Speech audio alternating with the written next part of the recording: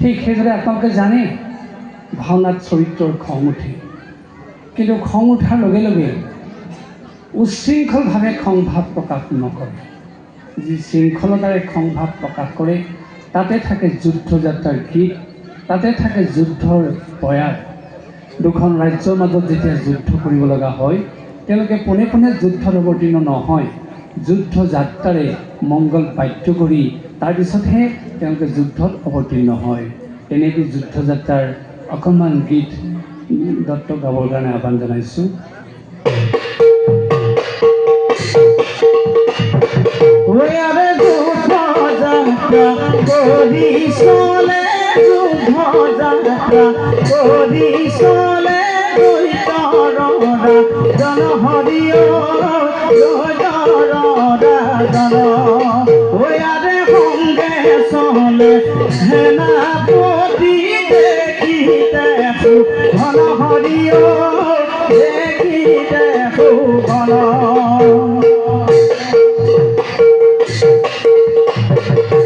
কিমান মাৰ্জিতৰ ওপৰত যুদ্ধযাত্ৰা কৰিছে, উশৃংখলভাৱে নহয়।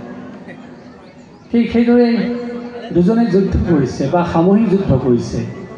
সেই যুদ্ধত কেনেকৈ নিয়ন্ত্ৰণৰ শিক্ষা দিয়া হৈছে তাৰ যুদ্ধ প্ৰয়াস গাবৰ কাৰণে গুৰু দত্তক আহ্বান জনাইছোঁ।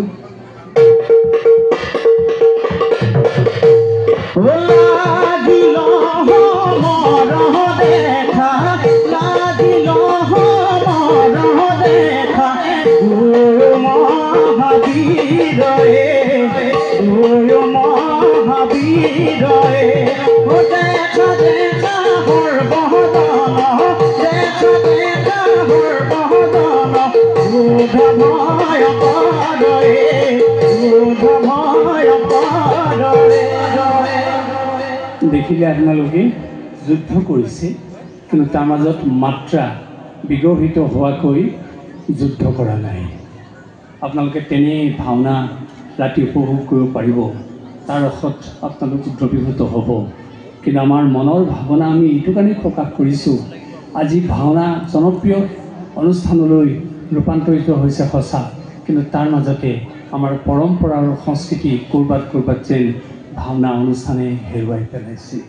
সেইকাৰণে আমি এই পুৰণি গীত মাতবিলাক আকৌ উদ্ধাৰ কৰিবৰ কাৰণে প্ৰয়াস কৰিছোঁ, আৰু সেইকাৰণে আপোনালোকৰ আগত আমি এইদৰে দাঙি ধৰিছোঁ।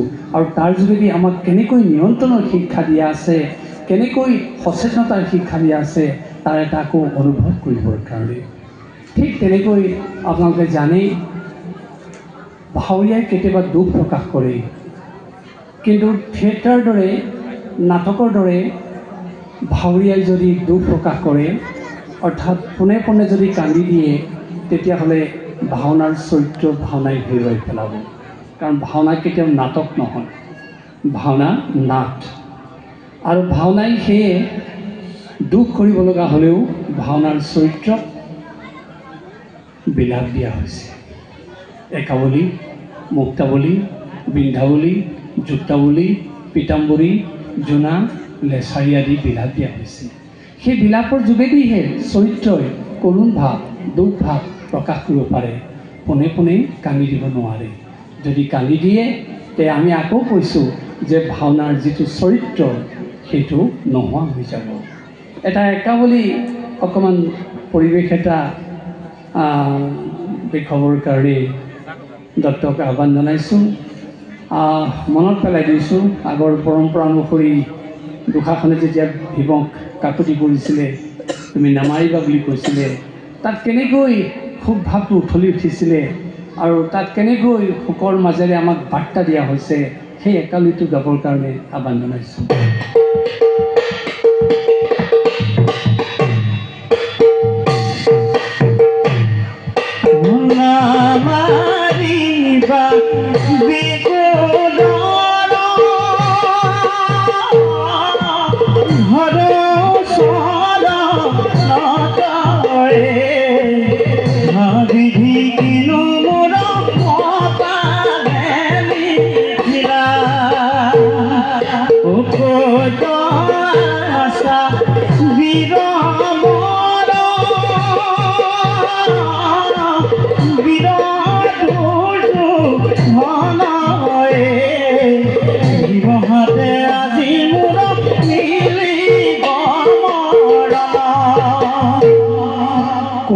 প্ৰকাশ কৰিছে, কিন্তু তাৰ মাজতে আমাক বাৰ্তা দিছে কোনোবাই যদি বেয়া কৰ্ম কৰে তাৰ বেয়া ফল পায়, তাৰপিছত মানুহৰ অনুশোচনা হয়, কিন্তু আগতে যদি অনুশোচনা কৰে তেনেকুৱা বিপৰ্যয়ৰ মানুহ সন্মুখীন হ'ব নালাগে।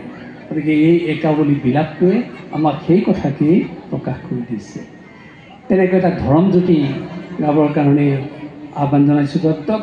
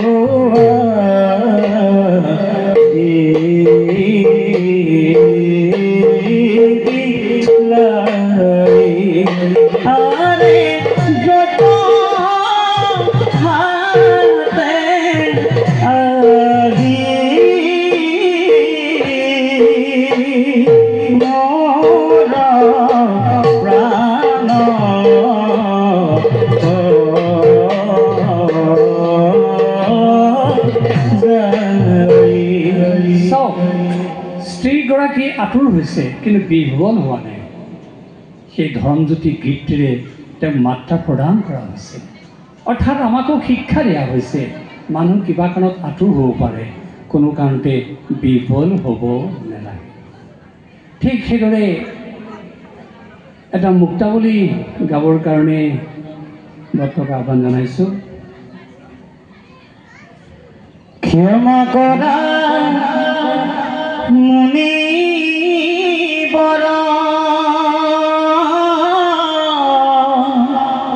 ধৰত শৰণত দুখময়ী কৰিলো অজ্ঞানবশত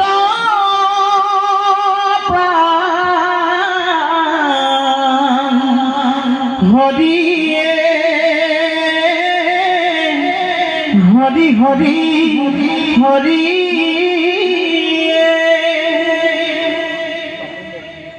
আজি প্ৰকৃতাৰ্থত ক'বলৈ গ'লে ভাওনা প্ৰতিযোগিতাৰ অন্ত নাই, ভাওনা অনুষ্ঠানৰ শেষ নাই, কিন্তু বিলাপ হেৰাইছে, পয়াৰ হেৰাইছে।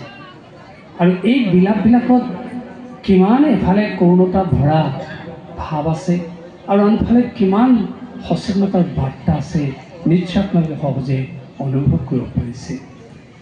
সেই বিলাপবিলাকৰ বৈশিষ্ট্য আছে। এজনে গোৱাটোক সাধাৰণতে একাৱলী বুলি কোৱা হয়, দুজনে গোৱাটোক যুক্তাৱলী বুলি কোৱা হয়। যেনেকৈ বৃন্দাৱলীয়ে সেই বামনৰ চলনাৰ কথা গম পাই তেওঁ বলিৰ হৈ যি কাকুতি কৰিছিল, যিটো স্তুতি তাত মাত্ৰা দিয়া হৈছে যাক বৃন্দাৱলী বুলি কোৱা হৈছে। তেনেকৈ অকণমান দীঘলীয়া সুৰত যিটো গায় যাক লেচাৰী বুলি কোৱা হৈছে, এতিয়াও লেচাৰী পদ আমাৰ বহুতে গায়। তেনেকৈ জোনা বিলাপ আছে, আকৌ আমি কৈছোঁ পীতাম্বৰী বিলাপ আছে, এনেকুৱা বহু প্ৰকাৰ বিলাপ আছে যি বিলাপৰ যোগেদি আচলতে আমাৰ চৰিত্ৰক তেনেকৈ দুখ ভাৱ প্ৰকাশ কৰাৰ সুযোগ দিয়া হৈছে। আনহে নালাগে ভাওনাৰ চৰিত্ৰই কেতিয়াবা কাম ভাৱ প্ৰকাশ কৰে, কিন্তু কাম ভাৱ প্ৰকাশ কৰিবলৈ যাওঁতে তাৰ মাজতো তেওঁক চেতনাৰ মাত্ৰা প্ৰদান কৰা হৈছে। তেওঁক উত্ৰাৱল হৈ উচ্ছৃংখল হৈ স্ত্ৰীগৰাকীক অশ্লীল বাক্য প্ৰয়োগ কৰিবলৈ কোৱা হোৱা নাই।